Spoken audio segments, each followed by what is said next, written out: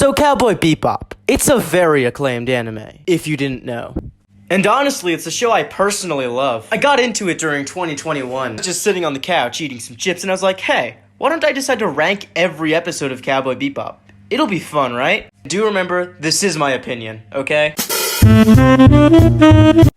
Okay, I'm gonna give you a quick rundown in case you haven't seen Cowboy Bebop, because it does kind of get intense later on. Anyway, our main characters are Spike and Jet. Spike is the cool guy. He's more of a guilty pleasure for me. I understand that he's more of a character archetype, but he's such a fun character, you know? And this also speaks to my personality, but the other guy, Jet, is personally my favorite. I just like how they interact and bond. He's like the father of the group in a way, you know? And if you haven't gotten it through your skull yet, there are going to be massive spoilers for the entirety of Cowboy Bebop, so just go watch it, it's good. Okay, episode 1. Spike is chasing a guy inside of a bar who has a bunch of crazy drug addictings that are called Bloody Eye, but he accidentally gets addicted to them himself, and he's supposed to try and sell them so that he and his girlfriend can go to Mars. It introduces you to the idea that they're bounty hunters and they're trying to find down people, but unfortunately, I find that the main villain, aka Astesio or whatever, he's not a very compelling villain. I do like the girlfriend though, she was a nice touch, and the actual thread of the episode, like the Bloody Eye, is also pretty cool. And also, going forward, know that even if I say an episode is bad or just mediocre,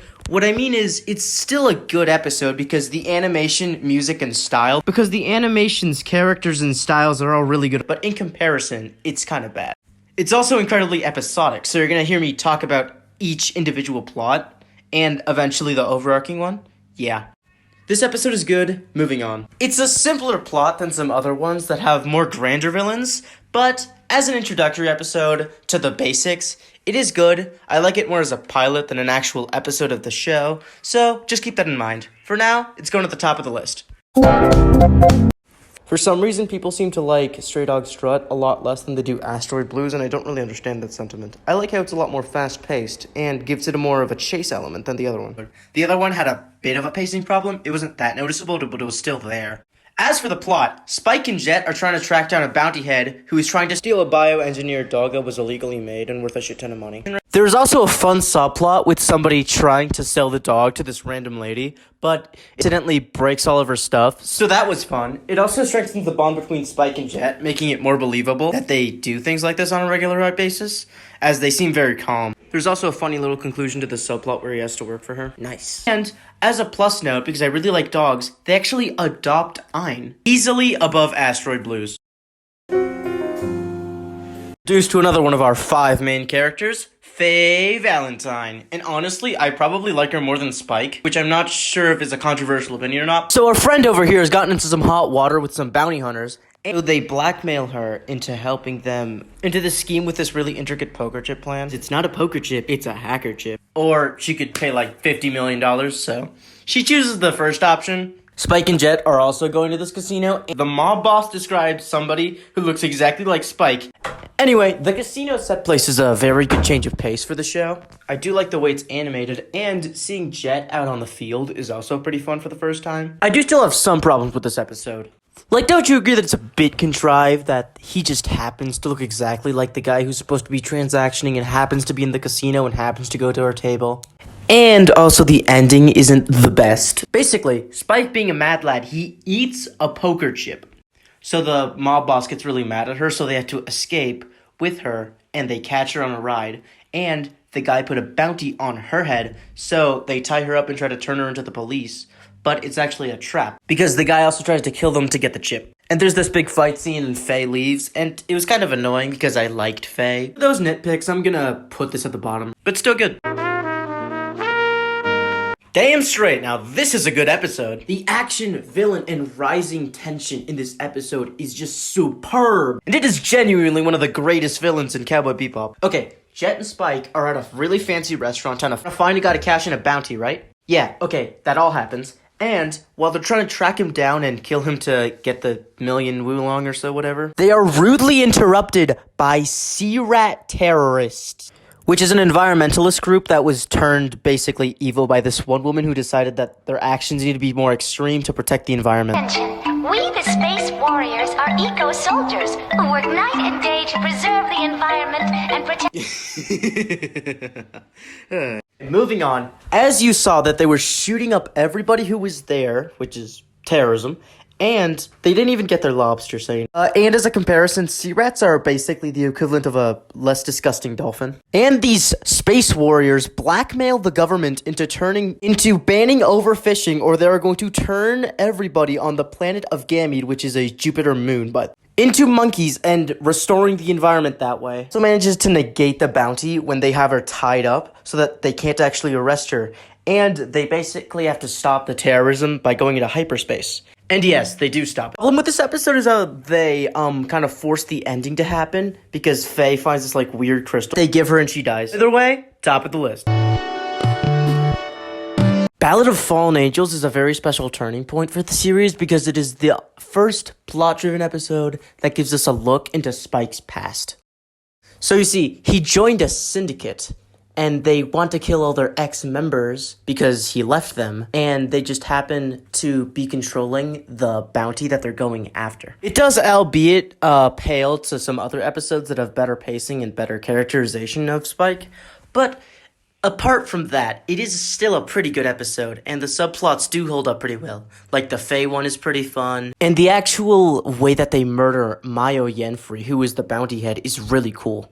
The dog. Have I mentioned that? Ina's the dog. The action and art direction in this one is also insanely good. This was just going to be an episodic comedy a dark comedy albeit, but this gave me the first insight to what the show could truly do with its characters, and it is marvelous. It'll become more apparent when we get to Jupiter Jazz and The Real Folk Blues, which are episodes 12, 13, 25, and 26 respectively. Vicious, who is the guy that is sent to kill him and that we learn about later, is also an incredibly cool villain in general. His ability to shake Spike's charisma is intuitive of the fact that he's a much bigger threat we've seen beforehand, and this is Spike's fight. This is something that he personally knows and wants to kill, so it gives it more depth. So top of the list, hell yeah.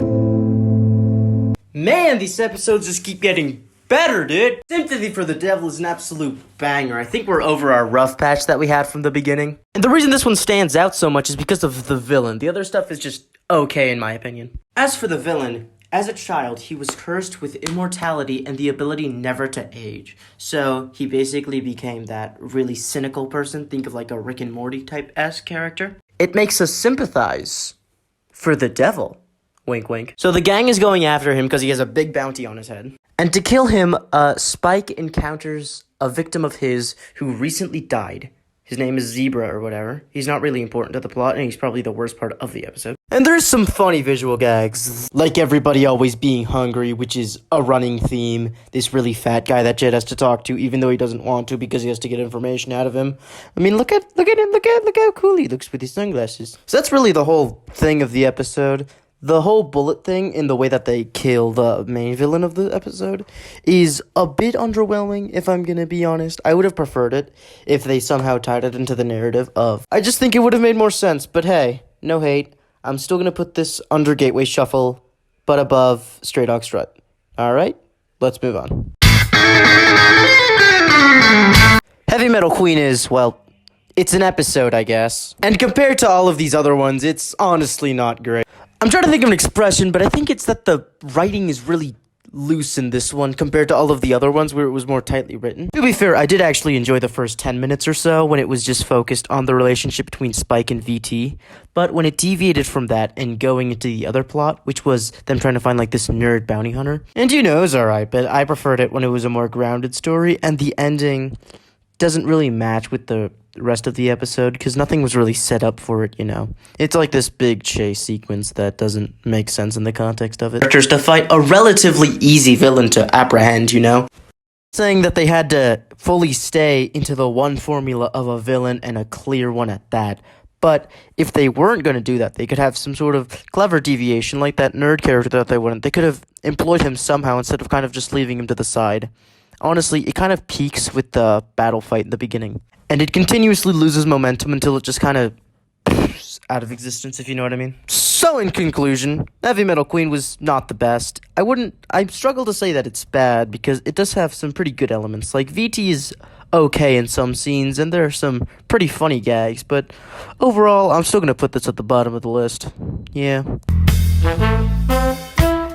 I love Waltz for Venus. It is such a simple yet original and creative concept. As the plot stands, Spike and Faye are going to Mars, and they're trying to interrupt this bounty hunter shenanigans that are going on the plane. Catching the eye of our pseudo-protagonist, Rocco the Thief. And it truly amazes me the amount of a character arc they were able to put in 20 minutes. Like, I genuinely thought he was going to be an annoying side character, but he honestly feels kind of like a shonen protagonist, and a good one at that. He's impressed by Spike's swift moves and forces him to train him. The incredibly iconic scene where Spike is just detailing his lojo. Could argue that it's more of a buddy comedy thing where they grow to like each other by the end, but it's really not, because Spike, it's more of a respect thing. Like, him being a thief is somewhat undermined by the fact that he's all doing it for his younger sister, who happens to be blind, which makes his death all the more impactful. It was actually the first time I cried at a Cowboy Bebop episode, and when I finally and truly understood the hype behind it. Boss isn't very well fleshed out, but otherwise, easy number one.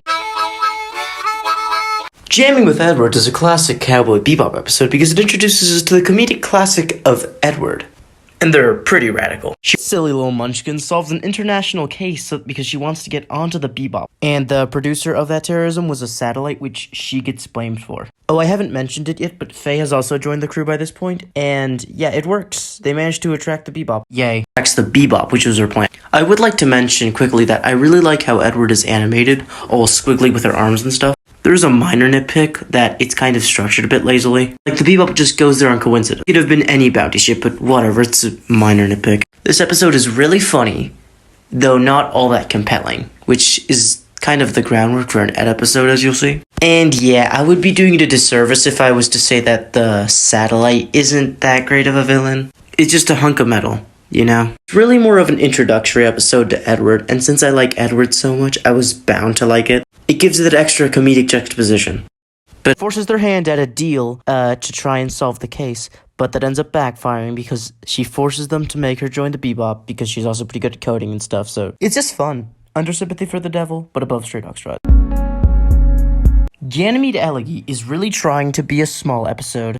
Therefore, it has very few characters, and Spike doesn't do much here. Establishes how Jet cut ties with the ISSP, and shows his humanity. It's all shot in one moody tavern, with him reflecting on his ex-girlfriend and their relationship. And it really sucks. I just can't get into it like other people can. It has a very slow pace, which I don't think is well utilized. It generally suffers from pacing and juxtaposition error. The characterization is pretty strong. Unlike some other episodes who were also the same length, I never really grew to like the characters in this one. To be frank, I just didn't care if they lived or died, and I think if it didn't do that well, then how am I supposed to say that I enjoyed the episode if I didn't even care about it, you know? For me, it's hard to look at it without seeing the other, much better episodes that do this exact same concept, but 10 times better. It's also shockingly unfunny. I know I'm sounding very negative, but I don't usually include the other positives like the animation or the music. The problem is that the plot has a bit too many holes for my liking that only I seem to see. I'm sorry, I just couldn't get into it. I don't take pride in putting this number 9th, but I'm still gonna do it. And I guess we're all just gonna have to live with that decision now. Alright, here's my ranking of the first 10 episodes. And I do happen to think that all of these episodes are pretty solid in their own right. The only ones that I wasn't particularly a fan of were Ganymede Elegy and Heavy Metal Queen, but even those were mostly brought up animation, music, and characters. So in total, I give the first 10 episodes of Cowboy Bebop an 8.7 out of 10. Let's keep rolling. So Toys in the Attic is a rather mixed bag, if I'm to say so myself. The plot is a little convoluted in that it kind of doesn't mesh well with the universe that we're in, but in general, it's not a bad plot. You see, Toys in the Attic is about Spike and everybody else on the ship getting infected by this weird blob, which happens to be like this weird lobster space thing that he left in the fridge like 3 years ago. It has very good tension, but since we learn that it can't actually hurt you and none of the characters were actually gonna die, that tension is kind of meaningless. So yeah. Also, Spike doesn't really have anybody to bounce off of in the second half. And the funny subplot narration, or instead of the usual narrator, it's just Jet and then goes to Spike, is actually pretty funny. I'll give it a point for that. So in theory, it shouldn't be a very good episode, but I like it regardless. What I think it is, it's a decent zombie movie parody, but it just doesn't need to be, you know? I think the concept is alright, but that it hasn't been pushed far enough. So, good tension. Also, the intro was pretty funny, with Jet losing all of his possessions. They're just all these small quirks that really work for me. And to top it all off, Ed eats the damn thing, so that's fun. I'm gonna be putting this at the top of my 10 through 20 list, but don't expect it to be up there for very long, alright? Jupiter Jazz Part 1 is a very good episode, standing out greatly due to its episodic nature so far. Makes the immediate hits at his past all the more memorable. It's also important to note that I think Vicious is a pretty underrated villain. To me, he's menacing, that's all he has to be. To start off, there's some fun shenanigans with Spike trying to find Julia, which is his love interest from the Syndicate. And it's pretty wholesome. And spoilers, I guess, but that does not work out very well for him. The gang is searching for them and a man named Gren, who Faye unknowingly befriends. Which I like for two reasons. One, Gren is a really good character to me. He is such an interesting personality. And you can really feel the bond growing between him and Faye. And trust me, if you haven't seen the show, Faye bonding with people is very rare, and it really hit me in the feels, which I wasn't expecting. It's also incredibly atmospheric with its uses of jazz. It almost reminds me of Sympathy for the Devil in the way it uses it. It's definitely the weaker of the two-part mid-finale thing of the series, but I think it's a pretty solid time. It's probably not something I would actively rewatch, but I think it's pretty good, and easily above Toys in the Attic. Jupiter Jazz Part 2 is, I think, better than Part 1. Mainly, I really like what they do with Gren's character. Their confrontation with Vicious has got to be one of the best scenes in the entirety of Cowboy Bebop. The action, the lighting, the intensity of the flashbacks, it's all just so good. And Spike, who was somewhat sidelined in the first part, is now almost in central control by the end. It's amazing. Flashbacks also give us a step into Vicious's mentality, which is just kind of a demented form of nihilism. It is apparent he has severe PTSD and mental issues. So really like how the flashbacks are done with this dusty look. I know it's because it's in a desert, but I think it's a really nice touch, even if it isn't intentional. Also, like, the war aspect gives you a lot more questions about the world and makes you more intrigued going forward on. And, as I said in the first part, I really like Gren's character. So when they died in the end, I got really emotionally hit. It was the second time I've cried since Waltz for Venus, and I am proud to admit that. It all just feels so real, in a way, including how Faye is so disappointed. So obviously it's on the top of the list. What were you expecting? Bohemian Rhapsody is such a fun episode. The villain is basically an unpaid intern who saw problems with a development system that he made, so, for some reason, he set a plan in motion that in 50 years, they would all malfunction and he would be able to steal money from all of them. But he went senile, so he was unable to do that, and the only thing that remains of him is his desire to play chess, which the bounty hunters eventually find out. I really also like how it midway through becomes a chess episode because he likes chess for some reason and he becomes BFFs with Ed. It's just so wholesome, you know what I mean? Like, I would never have expected it. And there's also a central Jet story, so it's basically just giving me everything that I want with a really interesting rival who is a worse Black Dog Serenade character.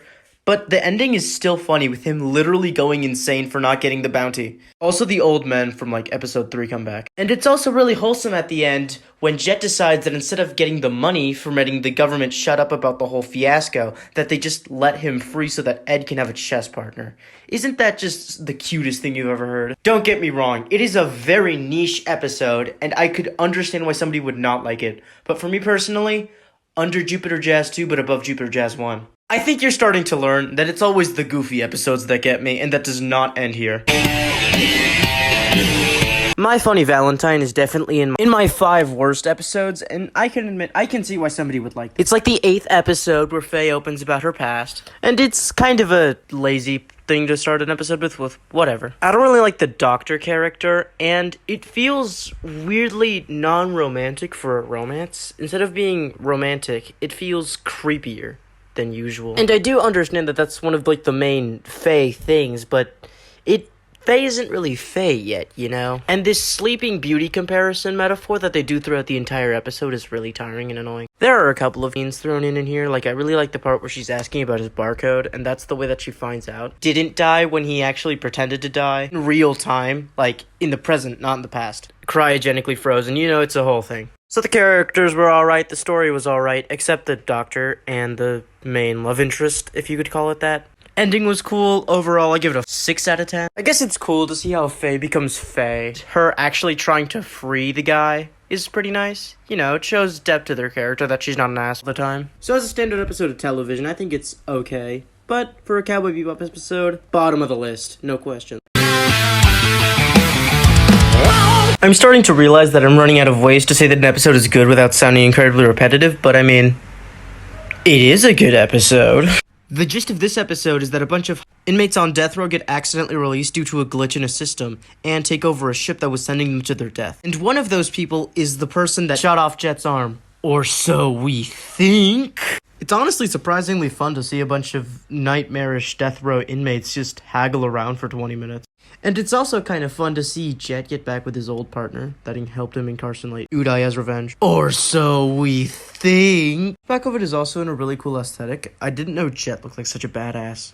So Jet goes to refight him, and when he's about to beat him, he reveals that it was actually his partner who set him up because he was getting too close to get information to the syndicate that Spike was into. Apart from the fact that I like how it interweaves Spike and Jet's characters together, it also just shows the strength of the twist of the episode. It's very emotional, so when they stand down to duel, the tension that was being built throughout the episode finally implodes as Jet successfully kills his partner. The reveal that the shotgun was empty and his partner was never actually intending to shoot him is perfect. And in the end, his partner somehow manages to redeem himself because he never actually managed to kill him, or never intended to. He always wanted to just get him out of the way. The setup, when he says that he quit smoking for him to give him a final cigarette. That was really sweet. I'm going to be putting it just under Jupiter Jazz 2, but above Bohemian Rhapsody. Mushroom Samba!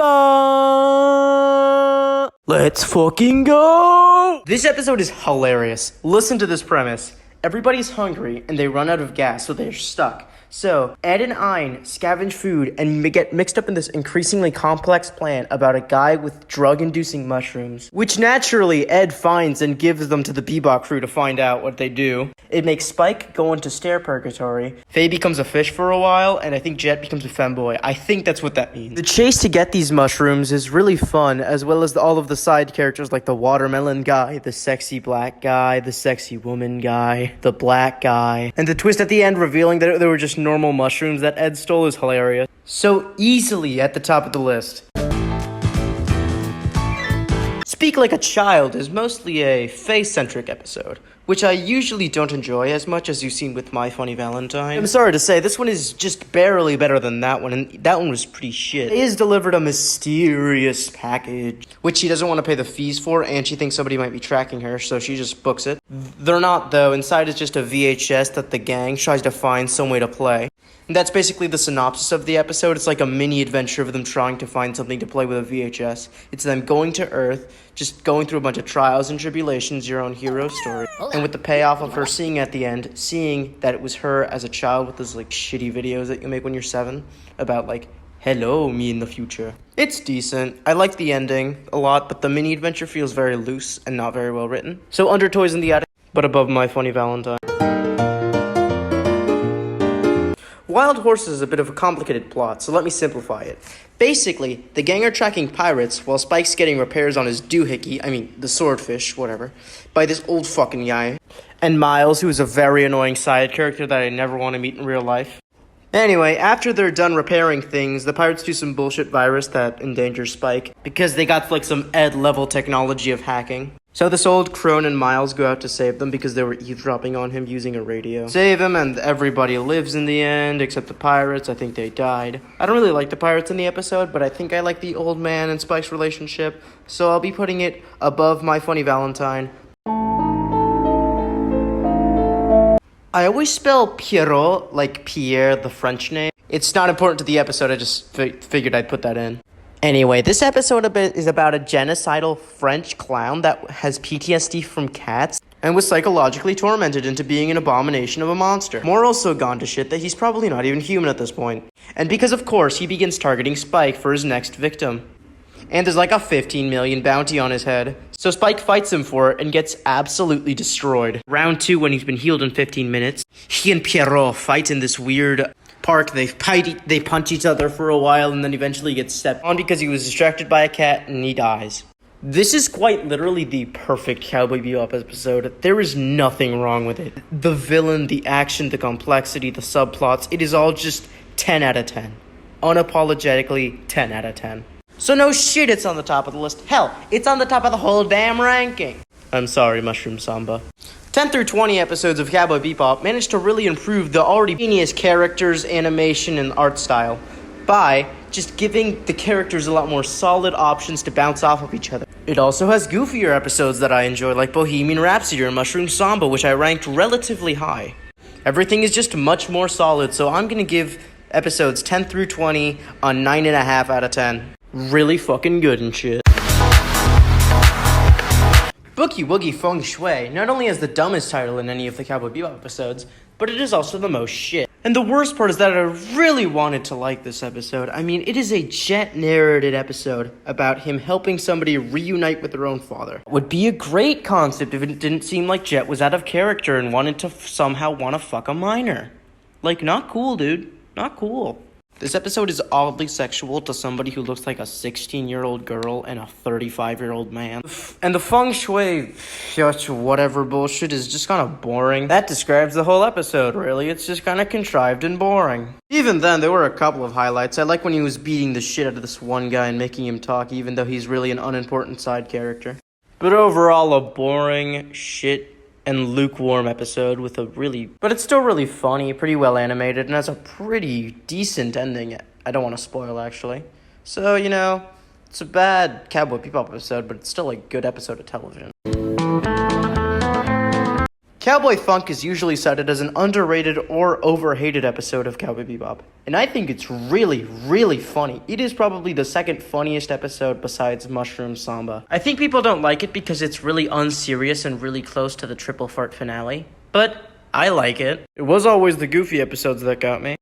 Okay, listen, Spike is having a competition or hate fuck going on with this blonde guy who is exactly like him, and they're both trying to get this bomber who ignites only teddy bears to stop, and it's an environmental message or whatever. I don't know. The plot isn't the best part about this episode. The best part is easily the comedy. So yeah, fuck them haters. This is a good episode, of course. And yes, I do think Cowboy Andy is the more fuckable one. Brain Scratch is a classic episode of Cowboy Bebop.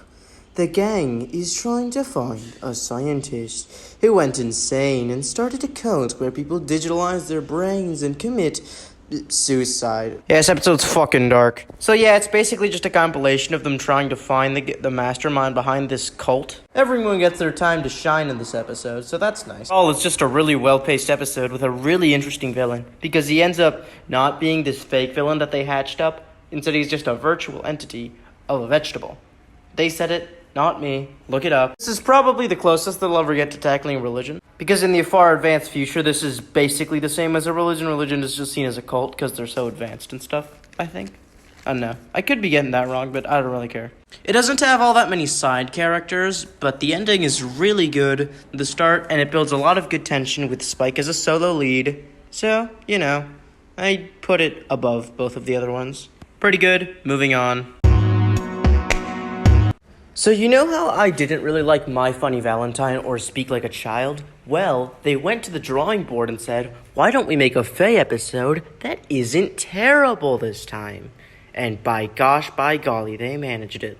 Here there are two divergent plots. One, where Spike and Jet and Ed are trying to capture a criminal due to a misunderstanding that ends up being Ed's dad. Yeah. And Faye going to her hometown and sitting amongst the rubble of her old town. It manages to balance out the aspects of the side characters, like the dad, the assistant who does a really funny gag, the nun, and I don't really like the mini-kids, but that's fine. And apparently, since Ed and Ein aren't mature enough for the ending, they just leave this episode because they want to go on their own path so that they don't have to deal with all of the death that's about to happen in the next couple of episodes, aka the two-part finale. And they're my two favorite characters, so I got actually hooked on them leaping into the sunset. I was genuinely emotionally moved. Even though it was a funny episode, it manages to hold itself together through its great characters. And with the power of its ending, I'm going to be putting it above Brain Scratch. The Real Folk Blues Part 1 is the start of a larger story that opens up in the second episode of this two-part finale, but I'll try to rank them individually as well. Basically, Vicious, or the main villain, is trying to pull a coup on the Syndicate because there's a traditionalism versus modernism mindset that's going on. He fails and is about to be executed. Meanwhile, Spike and Julia reunite since they fell in love meeting in the Syndicate, and is kind of the driving force for the final two episodes, as you'll see. Though they don't meet up originally, she's supposed to actually kill him, but Faye gives him a message so that they can meet up, and that touches her so much that she decides not to kill him. And she didn't want to kill him, obviously. It was emotional blackmail by Vicious, who, by the end of the episode, manages to break out of his death sentence, kill all the elders, and decides to target all of the ex-members, including Spike and Julia, meaning that in the final episode, after this one, Spike and Vicious will have their final confrontation, and I know it's a bit generic because it's the build-up to the whole show, but I really like it, and I am going to be putting it at the top of the list. Sorry. Here we are, the final episode of Cowboy Bebop, and arguably its greatest. To me, at least. Spike decides that even if it costs him his life, he's going to kill Vicious. Or try his very hardest. And if needed anybody else to need vengeance for, a sharpshooter kills Julia by Vicious's order. Jet tries to remedy this in a subplot by trying to find a way to not have him dead, but he's told that the fate has already been chosen and that he can't do anything about it. With nothing to live for, and nobody else to turn to, he fights Vicious, climbing his way up the tower, and saying goodbye to everybody he loved. There's some sacrifices, there's a lot of death, and there's an awesome climax. But, in the end, Spike Spiegel kills Vicious by his own hand, but, being fatally wounded, our space cowboy dies. With a beautiful hallelujah as we say goodbye to an amazing show. As the culmination to everything in the show, I'm gonna easily be putting it at number 1. The last 6 episodes of Cowboy Bebop were a bit of a mixed bag. For one, Boogie Boogie Feng Shui is a pretty bad episode, but Real Folks Blues 2, 1, and Hard Luck Women hit incredibly hard, as well as Brain Scratch and Cowboy Funk being good episodes in their own right. So I'm gonna give this final stretch a 9.7 out of 10. As for the episodes, from worst to best, they are Boogie Woogie Feng Shui, My Funny Valentine, Speak Like a Child, Heavy Metal Queen, Ganymede Elegy, Hunky Tonk Women, Asteroid Blues, Wild Horses, Toys in the Attic, Stray Dog Strut, Cowboy Funk, Jamming with Edward, Brain Scratch, Sympathy for the Devil, Jupiter Jazz, Part 1, Gateway Shuffle, Bohemian Rhapsody, Hard Luck Women, Ballad of Fallen Angels, Black Dog Serenade, The Real Folk Blues, Part 1, Jupiter Jazz, Part 2, Waltz for Venus, Mushroom Samba, Pierre Le Fou, The Real Folk Blues, Part 2. So yeah, that was Cowboy Bebop. It was a pretty good show. I liked most of the episodes. There were like 2 bad ones, but everything else was pretty good. It's free on Netflix if you still want to watch it, or some other very legal streaming service. Do a subscribble, like the video, and this is my TikTok. Now see you next week when I rank them all on Smashability.